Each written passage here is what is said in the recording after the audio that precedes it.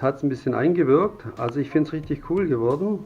Diese verschiedenen Details auf dem kleinen, also relativ kleinen Bild. Zeige ich es euch mal von nahem. Also hier sind ziemlich viele Zellen gekommen.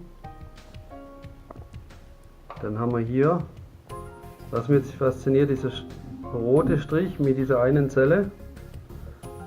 Dann haben wir hier etwas größere Zellen. Und dann kommt ja dieser gelbe Streifen mit diesem roten Rand.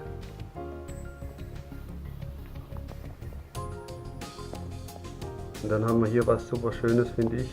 Das war diese Zellenpartie. Ja, richtig cool.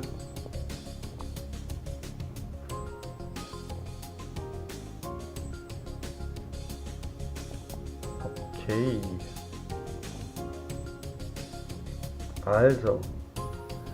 Ich hoffe, euch gefällt es auch. War jetzt mal ein kürzeres Video. Vielleicht schaut es da mal ganz an. Spaß. Okay.